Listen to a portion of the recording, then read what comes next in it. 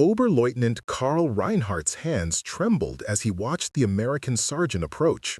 It was March 17, 1944, and Reinhardt had surrendered just 6 hours earlier during the Allied advance near Cassino, Italy. Around him, 200 German soldiers sat in a makeshift holding area, their weapons confiscated, their helmets removed, their future uncertain. What happened next would challenge everything Reinhardt had been told about the enemy he had fought for nearly 2 years. Before we jump back in, tell us where you're tuning in from, and if this story touches you, make sure you're subscribed, because tomorrow I've saved something extra special for you.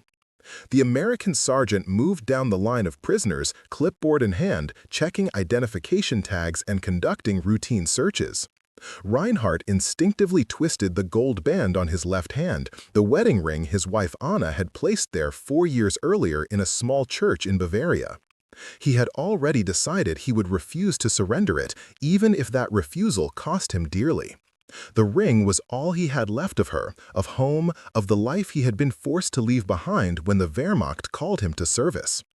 As the sergeant reached him, Reinhardt braced himself for the confrontation. The American glanced at the ring, made a note on his clipboard, and moved to the next prisoner without a word. Reinhardt sat frozen, confused, waiting for the order to remove it. The order never came. For 3 hours, he watched as American soldiers processed the entire group of prisoners, and not once did anyone demand the removal of wedding bands, family photographs, or religious medallions. In that moment of unexpected mercy, something fundamental shifted in Reinhardt's understanding of the nation he had been taught to despise. The story of how American treatment of personal possessions became an unintended weapon against Nazi ideology begins not with policy or strategy, but with a simple bureaucratic decision made thousands of miles from any battlefield. In the chaos of America's rapid military expansion following Pearl Harbor, the War Department had established protocols for the treatment of prisoners of war based strictly on the Geneva Convention of 1929. Article 6 of that convention specified that prisoners could retain personal effects that were not of military value. To American administrators, this seemed straightforward. Wedding rings, photographs, religious items, these held no tactical significance and therefore should remain with their owners. What American planners failed to anticipate was how radical this concept would seem to men who had been indoctrinated by a regime that valued the collective over the individual, that viewed personal sentiment as weakness, and that had convinced its soldiers that enemy forces operated with the same brutality that characterized certain aspects of Nazi occupation policy. For the average German soldier in 1944, the expectation upon capture was clear and grim. Everything would be taken. Dignity would be stripped away along with uniforms and personal items.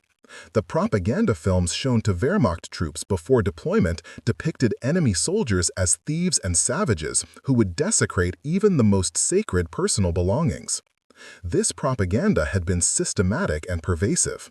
Since 1939, Joseph Goebbels' Ministry of Public Enlightenment and Propaganda had produced weekly newsreels showing carefully staged scenes of supposed Allied atrocities. German soldiers were shown footage, later revealed to be fabricated or misattributed, of enemy troops looting the bodies of the dead and confiscating personal items from prisoners. The message was reinforced through military training, unit briefings, and the constant drumbeat of radio broadcasts that painted the Allies, particularly the Americans, as materialistic plunderers interested only in theft and exploitation. By 1943, this narrative had become so embedded in German military culture that soldiers routinely destroyed their personal letters and photographs before battle rather than risk them falling into enemy hands. Officers gave explicit instructions to troops to remove wedding rings and hide them in boots or clothing seams if capture seemed imminent. The ring on one's finger was not just jewelry, but a symbol of everything the regime claimed the enemy sought to destroy: the sanctity of German family life, the purity of German culture, the dignity of the individual German soldier. The contrast between this expectation and American reality created a psychological impact that rippled through prisoner of war camps across North Africa, Europe, and eventually throughout the United States itself. Hauptmann Werner Ostermann, captured during the fall of Tunisia in May 1943, recorded his experience in a journal that would later be donated to the United States Holocaust Memorial by his daughter. The American lieutenant who processed my group spoke no German, so he used hand gestures to indicate we should empty our pockets. I removed my wedding ring and placed it with my other belongings. He looked at the ring, then at my hand, and made a motion for me to put it back on. I thought I had misunderstood. When I hesitated, he picked up the ring himself and handed it to me, pointing to my finger. Only then did I realize this was intentional policy, not an oversight. This moment of realization, repeated thousands of times across multiple theaters of war, became the first crack in the ideological fortress that Nazi propaganda had constructed. The retention of wedding rings represented something more profound than simple adherence to international law. It communicated a message about values, about the nature of the society these prisoners were now subject to, about what America considered sacred even in the midst of total war. For men who had been told that Americans respected nothing, that they were a mongrel nation without culture or honor, the careful preservation of something as personally meaningful as a wedding ring posed an uncomfortable question. If the propaganda had lied about this, what else might be false? The impact deepened as prisoners were transferred to camps where they encountered not just isolated acts of respect, but systematic policies designed to preserve personal dignity. At the processing center in Oran, Algeria, where thousands of prisoners from the North African campaign were assembled before transport to camps in America, German soldiers underwent a standardization procedure that included the cataloging of personal effects. Lieutenant Hans Moeller, a logistics officer from the 21st Panzer Division, observed this process with the trained eye of someone who had spent 3 years managing Wehrmacht supply chains. They created individual inventory cards for each prisoner, Moeller wrote in a letter to his brother, himself a prisoner at a different camp. Every personal item was listed: wedding ring, watch if not military issue, photographs, religious medals, even the small Bible my mother had given me when I deployed. They placed these items in sealed envelopes with our names and prisoner numbers. We were told they would be returned when we reached our permanent camp location. I did not believe this. How could I? We had been taught that Americans were thieves and looters. I assumed the inventory was merely a formality before confiscation. Moeller's skepticism was shared by virtually every prisoner who went through this process. What made the subsequent reality so psychologically powerful was not just that the items were returned, but the casual efficiency with which this occurred. When Moeller arrived at Camp Dermot in Arkansas 3 weeks later, he and his fellow prisoners were called individually to the camp administrative office where their sealed envelopes were opened and inventories verified before being returned. The entire process took less than 5 minutes per prisoner. The American staff treated it as routine bureaucracy, unremarkable and standard. For the prisoners, it was a revelation.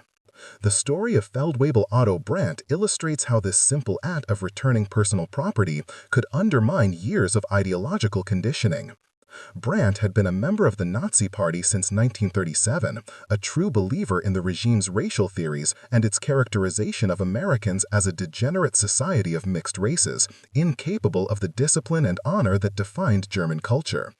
Captured near Aachen in September 1944, he arrived at Camp Blanding in Florida expecting brutal treatment that would confirm everything he had been taught. His wedding ring, a family heirloom that had belonged to his grandfather, was catalogued during intake processing. Brandt later admitted in a post-war interview conducted by American military historians that he had been certain he would never see it again. When it was returned to him, along with the photographs of his 2 children and a letter from his wife that had been in his pocket when captured, something shifted in his worldview. These Americans, who I had been taught to view as racially inferior and morally bankrupt, had taken more care with my personal belongings than my own supply sergeants had shown with military equipment. Preparing and narrating this story took us a lot of time, so if you are enjoying it, subscribe to our channel. It means a lot to us. Now, back to the story. The ring had been cleaned. The photographs had been placed in a protective paper sleeve to prevent damage. The letter had been carefully refolded. These were not the actions of the barbarians I had been promised. This attention to personal property extended beyond wedding rings to encompass the full range of items that connected prisoners to their former lives and identities. At Camp Concordia in Kansas, administrators established a system where prisoners could request the return of specific items from their sealed personal effects for special occasions. When a German prisoner received news through the Red Cross that his wife had given birth to their first child, he was permitted to retrieve the photograph of his wife that had been stored with his belongings so he could show it to other prisoners in celebration. This small gesture, which cost the Americans nothing in terms of resources or security, had profound psychological implications. Lieutenant Friedrich Weber, a Luftwaffe pilot shot down over France and eventually transferred to Camp Hearn in Texas, wrote extensively about this phenomenon in letters that were preserved by his family. The Americans have a phrase I have learned. They call it the benefit of the doubt. This concept is foreign to the military culture I knew. In the Wehrmacht, regulation was absolute, and suspicious was the default stance toward anyone not German. Here, unless an item poses clear security risk, they assume we have legitimate reasons for wanting to keep it. My Iron Cross was confiscated, naturally, as it is a military decoration. But my father's pocket watch, which might have been considered valuable enough to confiscate, was returned to me with a notation that it was a family item. Who makes such distinctions in the middle of a war? What kind of society produces soldiers who care about such things? The answer to Weber's question lay in fundamental differences between American and German military culture that the Nazi regime had systematically misrepresented. The American military, for all its wartime expansion and hastily trained personnel, operated within a legal and ethical framework that placed explicit limits on state power over individuals. The Geneva Convention was not merely a diplomatic nicety, but a binding legal obligation that American military lawyers took seriously.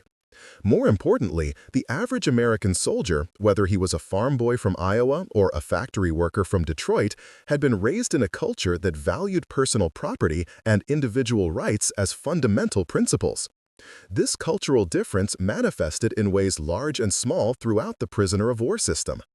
At Camp Ruston in Louisiana, German prisoners were permitted to wear their wedding rings even in work details outside the camp, a decision that baffled security officers who worried about potential escape aids.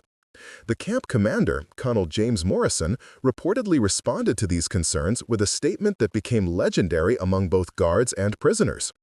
A man's connection to his wife is not a security threat. It is a reminder that he has something to return to, something worth staying alive for. These men are soldiers, not criminals. We will treat them accordingly.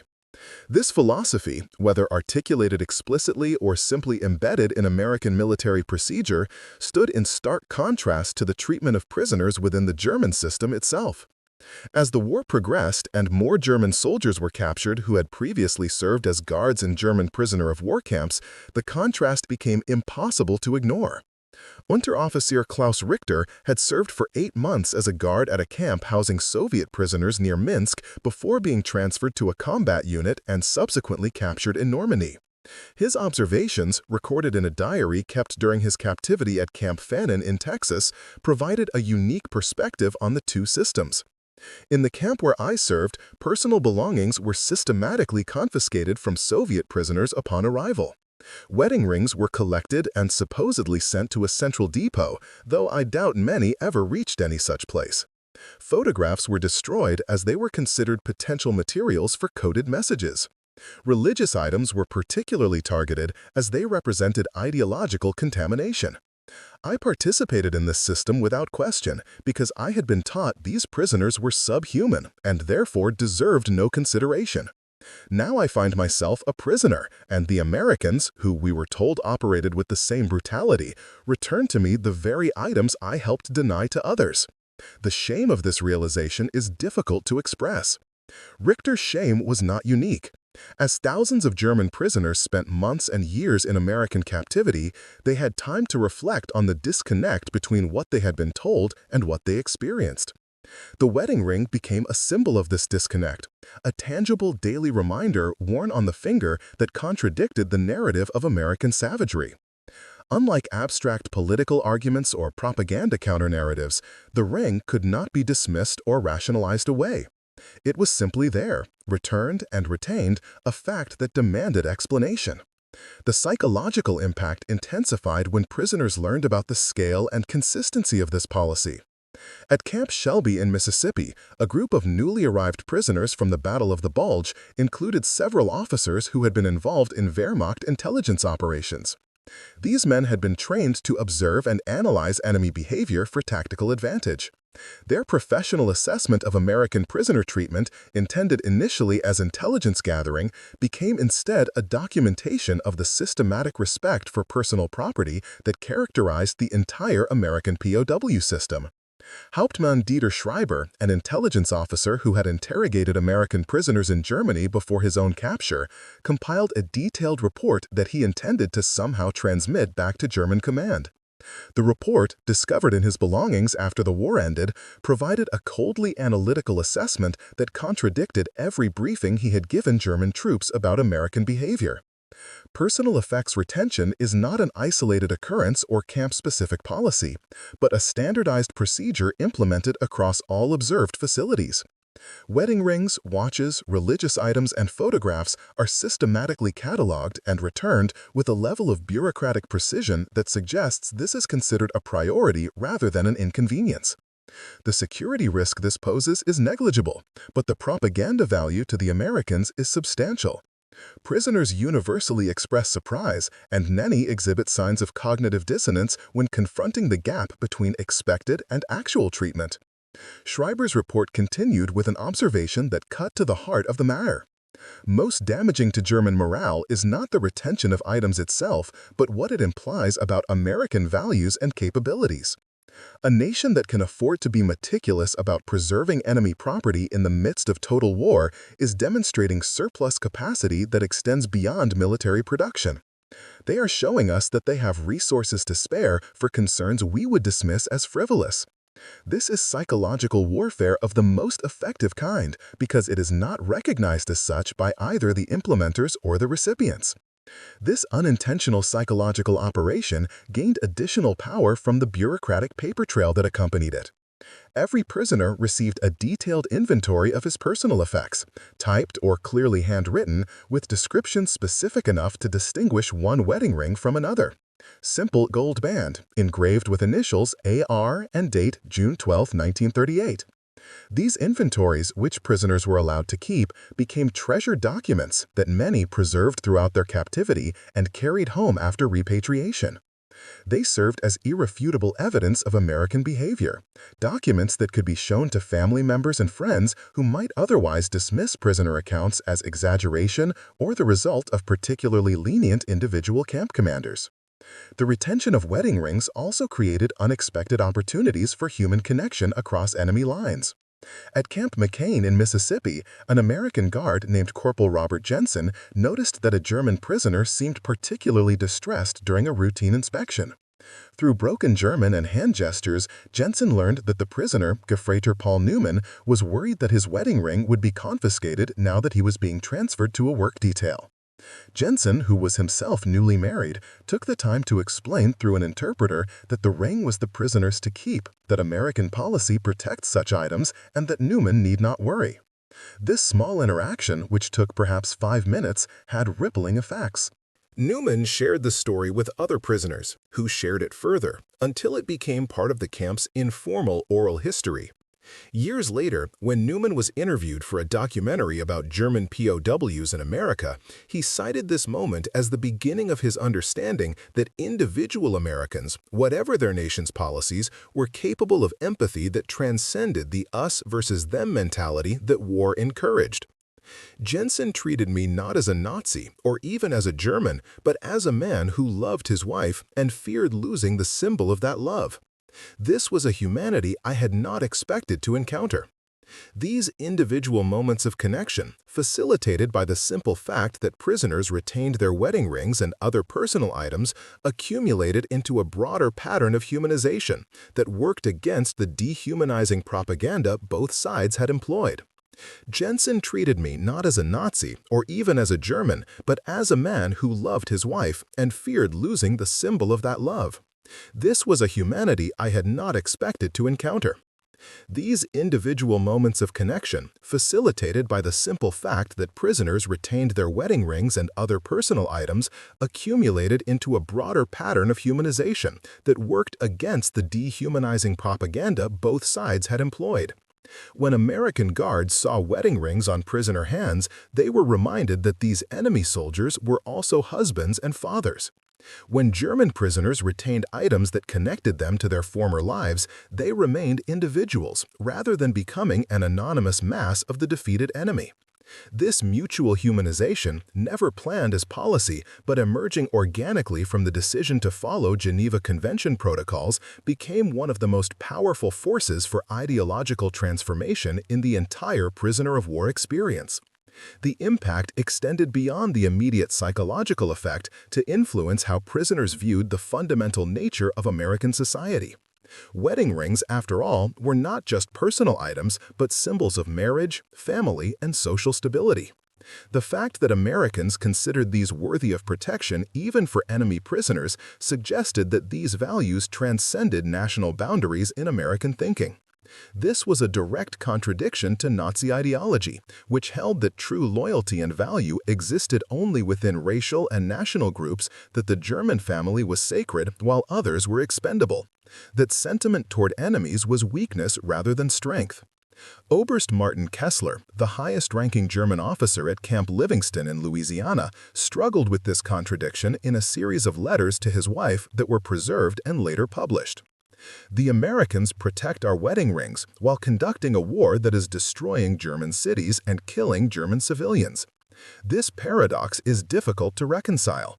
Their bombs show no mercy, yet their prison camps operate under rules that seem almost absurdly civilized.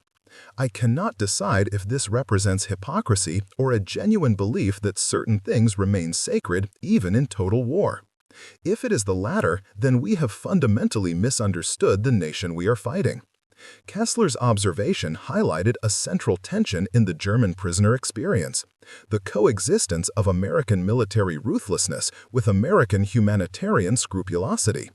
The same nation that was firebombing German cities was carefully cataloging and protecting the wedding rings of captured German soldiers.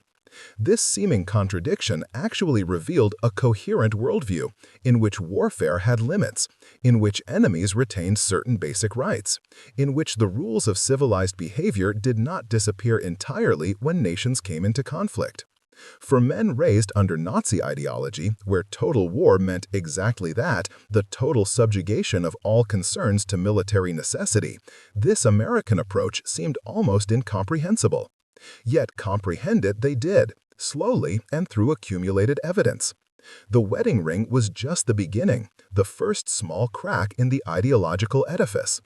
As prisoners spent more time in American custody, they encountered a consistent pattern of behavior that reinforced the message of that first unexpected moment when the ring remained on the finger. Personal dignity would be preserved. Individual identity would be respected. The humanity of the prisoner would be acknowledged even as his nation was being systematically defeated. This realization, more than any propaganda or re-education program, began the process of ideological transformation that would have profound consequences for post-war Germany and German-American relations. It started with a simple decision to follow international law regarding personal effects. It grew into a powerful demonstration of the values that distinguished American democracy from Nazi totalitarianism. And it was symbolized day after day by the gold bands that remained on the fingers of men who had expected to lose everything, including their dignity, when they became prisoners of the enemy they had been taught to despise. The transformation that began with wedding rings accelerated dramatically as German prisoners were transported to camps within the continental United States. Between 1943 and 1945, more than 370,000 German soldiers would find themselves held in camps scattered across American states, from Maine to California, from Minnesota to Texas. Each transfer, each new camp, each interaction with American personnel provided fresh opportunities for the gap between propaganda and reality to widen. What had started as individual moments of surprise coalesced into a systematic revelation that would reshape how an entire generation of Germans understood the nation they had been fighting. The journey itself often provided the first extended exposure to American civilian life. Prisoners being transported by train from East Coast ports to interior camps spent days watching the American landscape roll past their windows. Unlike the bombed cities and rationed populations they had left behind in Europe, they saw farms bursting with crops, towns with intact buildings and busy streets, factories operating at full capacity with parking lots full of workers' automobiles. The sheer visible prosperity contradicted years of propaganda that had insisted America was on the verge of economic collapse, weakened by its racial diversity and democratic chaos. GEF writer Ernst Baumann, captured in France and transported to Camp Concordia in Kansas, kept detailed observations during his train journey across America in August 1944. We passed through Chicago in daylight hours. The city stretched for what seemed like endless miles, every factory belching smoke from active production. The streets crowded with automobiles that would be luxury items for high-ranking officers in Germany. Our guards made no attempt to prevent us from seeing this. In fact, one American soldier seemed amused by our reactions, asking through our interpreter if we had expected to find ruins and breadlines. The abundance was not just visible but flaunted, as if they wanted us to understand the futility of our cause. This exposure to American material reality served as a broader context for the specific policies regarding personal property. The wedding ring had been the first surprise, but it existed within a larger pattern of American behavior that consistently defied German expectations. At Camp Forest in Tennessee, newly arrived prisoners underwent an orientation process that included a briefing on camp rules and prisoner rights.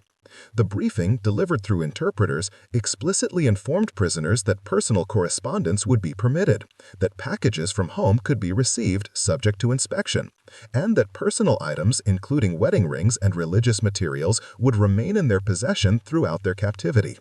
Lieutenant Werner Hartmann, who had served as a propaganda officer before his capture and was therefore intimately familiar with the official Nazi line about American treatment of prisoners, found this orientation almost surreal. I had helped write pamphlets warning German soldiers about the fate that awaited them in American captivity. We had described scenarios of systematic abuse, theft of all possessions, forced labor under brutal conditions, and complete isolation from news of home and family. Now I sat listening to an American lieutenant speaking through a German interpreter, carefully explaining our rights under international law and the camp procedures designed to honor those rights.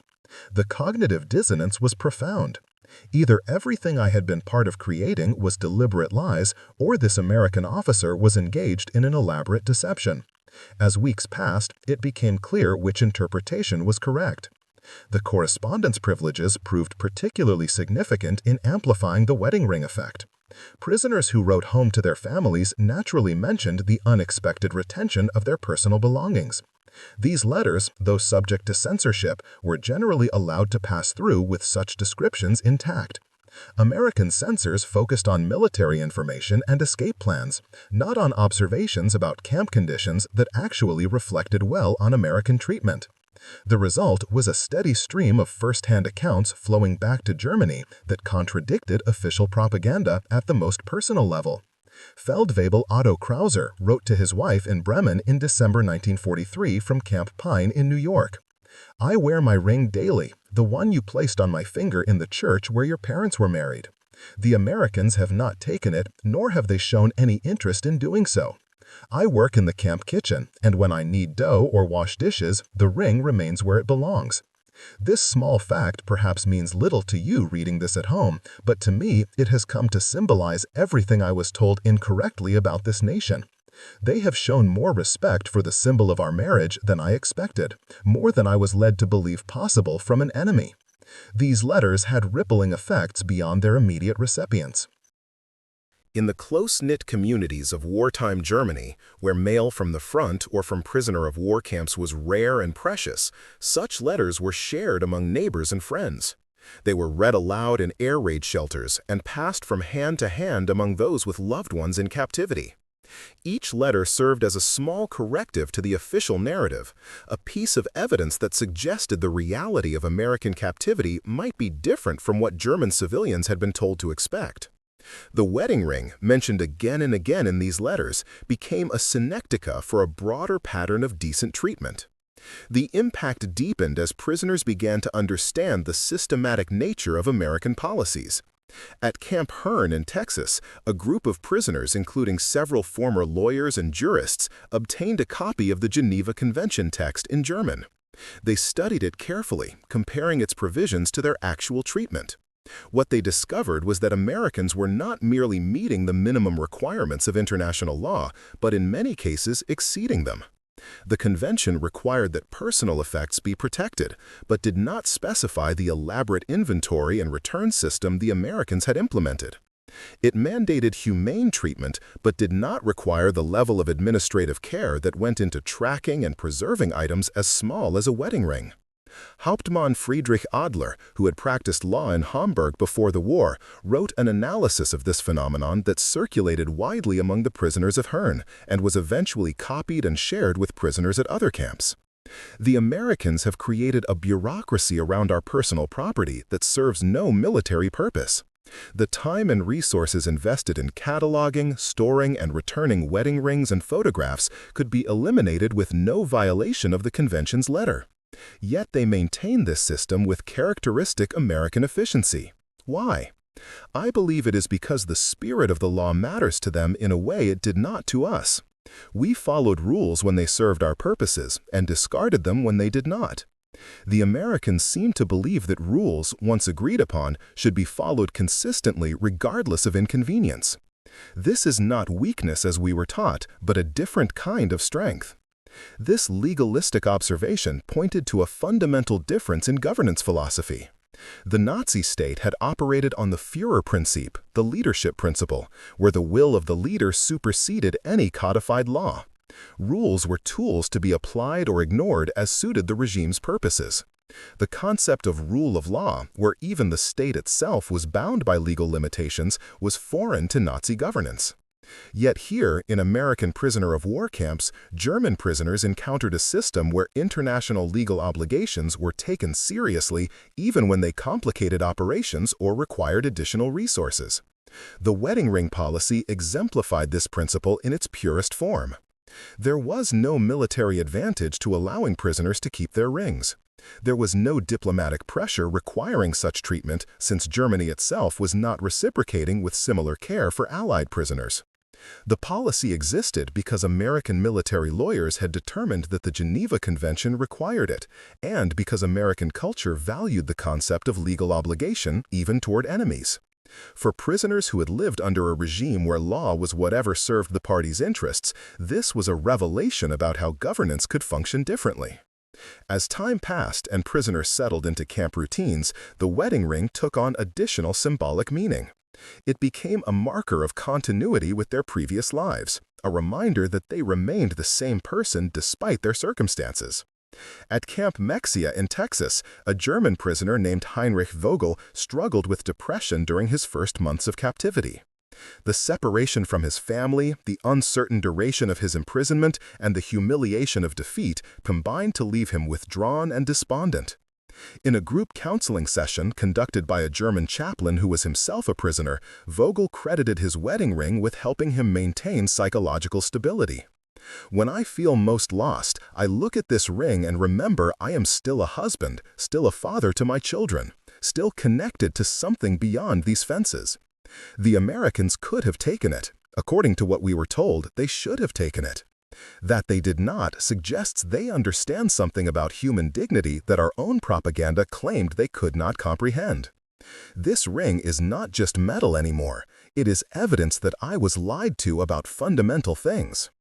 This psychological dimension of the wedding ring's significance was observed by American camp psychiatrists who were tasked with monitoring prisoner mental health.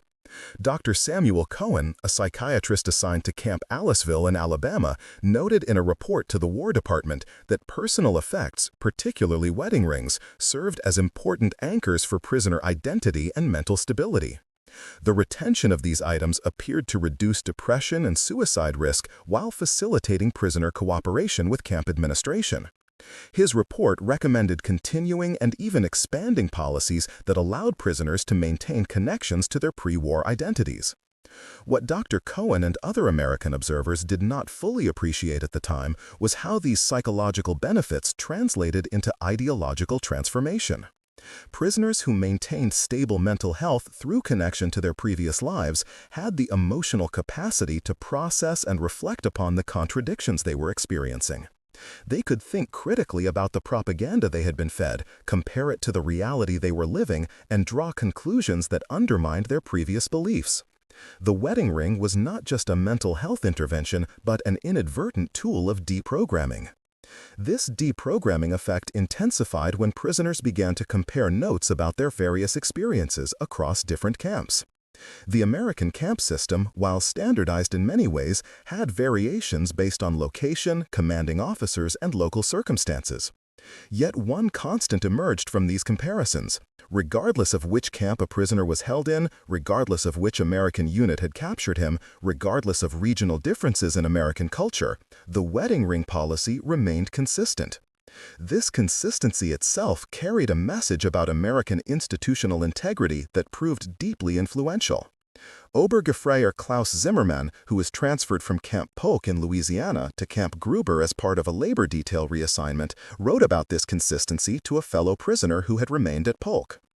"I have now experienced 2 different camps under 2 different commanders with entirely different staff. Yet the treatment of our personal property remains identical. My ring, my photographs, the small Bible my mother gave me, all were inventoried at Polk, transferred with me, and re-inventoried at Gruber with the same bureaucratic precision. This is not the action of individual kind commanders, but of a system that operates by rules rather than by whim. We were taught that democracies were weak because they lacked strong leadership. But what I see here is strength of a different kind. The strength of institutions that function regardless of who commands them. This institutional consistency stood in stark contrast to the German military experience, where treatment often depended heavily on which unit you served in, which officers commanded it, and their personal interpretations of policy. In the Wehrmacht, particularly by 1943 and 1944, supplies were so scarce and situations so desperate that rules were frequently bent or broken out of necessity. A soldier's experience could vary wildly depending on factors that had nothing to do with official policy. The American system, operating from a position of material abundance and clear legal framework, could afford to be consistent. This consistency itself became evidence of American superiority that was difficult to rationalize away. The wedding ring also facilitated unexpected moments of human connection that further complicated the prisoner experience. At Camp McCain in Mississippi, a German prisoner named Peter Neumann was working on a carpentry detail when his wedding ring slipped off his finger and rolled into a drain. Neumann was devastated, convinced the ring was lost forever. When the American foreman of the detail learned what had happened, he halted work and organized an effort to retrieve it. 3 American soldiers spent 2 hours dismantling the drain system until the ring was recovered. The foreman personally cleaned it and returned it to Neumann, refusing his attempts to express gratitude with a simple statement that any man would do the same for something that important. Neumann shared this story in a letter that his wife preserved and eventually gave to the German Historical Institute decades later. This American foreman, this man whose nation is at war with mine, spent his afternoon recovering my wedding ring when he could have simply told me it was gone. He treated my loss as if it were his own. I cannot reconcile this behavior with what I was taught about American callousness and individualism.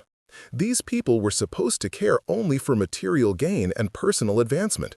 Yet here was material proof of the opposite. The ring in my hand, cleaned and returned, stood as evidence that individual Americans possessed a sense of human obligation that transcended national enmity. These individual stories accumulated into a collective experience that was shared and reinforced through prisoner networks. German prisoners, like prisoners everywhere, developed their own social structures and communication systems within camps. Stories about American behavior circulated through these networks, analyzed and discussed in ways that would have alarmed Nazi ideologues had they known. The wedding ring featured prominently in these discussions because it was a concrete, verifiable fact that every prisoner could personally attest to. Unlike more abstract claims about American values or capabilities, the ring on one's finger was immediate and undeniable. At Camp Breckinridge in Kentucky, a group of prisoners that included former teachers and academics organized informal discussion sessions where they tried to make sense of their experiences. One participant, Dr. Hermann Richter, who had taught political science at the University of Munich before the war, described these sessions in notes that survived his captivity. "We gathered in the evenings to discuss what we called the American paradox. How could a nation be simultaneously capable of devastating military effectiveness and such careful attention to the personal dignity of its enemies? The wedding ring became our primary example because it was universal among us. Every married man could contribute his own experience, and those experiences were remarkably uniform. This consistency forced us to confront the possibility that we had been systematically deceived about the nature of our enemy, and by extension, about the nature of our own regime. This intellectual processing of the prisoner experience began to produce converts to democratic ideas even before the war ended. Some prisoners, particularly those who had been Nazi Party members or true believers in the regime, resisted these conclusions initially. They attempted to explain away the wedding ring policy and other humane treatments as propaganda efforts or as exceptions that proved the rule. But these rationalizations became harder to maintain as months turned into years and the pattern never broke. The ring remained. The letters arrived from home. The Red Cross packages were distributed. The Geneva Convention was honored. Eventually, cognitive dissonance gave way to cognitive restructuring, and beliefs that had once seemed unshakable began to crumble. Oberleutnant Stefan Becker, who had been a fervent Nazi and had denounced fellow prisoners who spoke favorably of American treatment as defeatists and traitors, underwent a dramatic transformation during his 2 years at Camp Concordia in Kansas. His journey was documented through letters to his wife that showed a gradual evolution from rigid ideology to questioning to eventual rejection of Nazi principles. In his final letter before repatriation, written in April 1946, he addressed the wedding ring directly as a symbol of his transformation. "When I first arrived, I viewed the return of my ring as a clever psychological trick designed to weaken our resolve. I maintained my faith in the Führer and the Reich despite this treatment, or perhaps because of it, believing our cause was so righteous that even enemy kindness could not sway me. But as months became years, I could no longer ignore the evidence before my eyes and on my finger. This ring, which I have worn throughout my captivity without any attempt to remove it, represents a truth I can no longer deny. We were wrong, fundamentally and completely wrong, about the nation we fought and the values we claimed to defend." The wedding ring policy also had unintended consequences for camp social dynamics. In the German military hierarchy, rank had been everything, determining not just authority but access to resources, respect, and even basic dignity. Yet in American camps, every married prisoner, regardless of rank, retained his wedding ring. A private and a colonel both wore the symbol of their marriages without distinction. This democratization of a deeply personal aspect of identity subtly undermined the rigid hierarchical thinking that had characterized Nazi military culture. When something as important as one's connection to one's spouse was treated equally across all ranks, it became harder to maintain the belief that human worth was determined by position in a hierarchy. Feldwebel Martin Hartmann observed this dynamic at Camp Shelby in Mississippi and wrote about it in a journal entry from March 1945. In the German army, rank determined everything from rations to living quarters to who saluted whom. Officers received better food, better accommodations, better medical care. This was seen as natural and proper. But here, I notice that the American Guards show no particular deference to our officers when it comes to personal matters like mail, packages, or the handling of personal effects. My wedding ring received the same careful inventory treatment as that of the Oberst who commanded my regiment. In this small way, I am learning a different lesson about human value, one that does not depend on rank or position, but is inherent to the individual. This is a revolutionary idea for someone raised in a culture of strict hierarchy. As 1945 progressed and the war in Europe moved toward its conclusion, prisoners in American camps received news of Germany's deteriorating situation.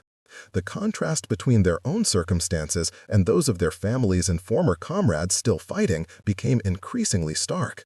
Letters from home described bombing, starvation, and collapse.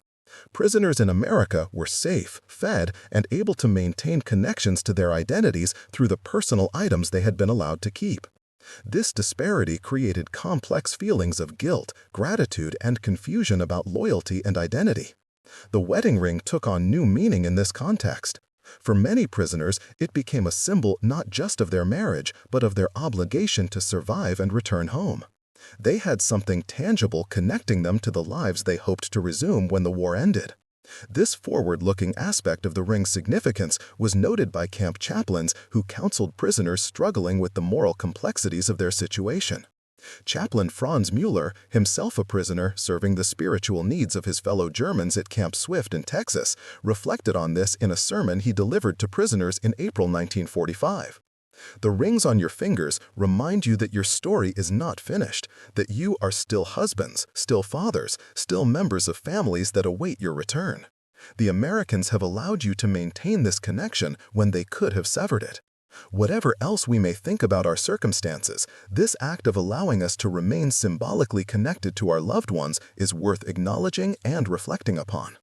Up next, you've got two more standout stories right on your screen. If this one hit the mark, you won't want to pass these up. Just click and check them out.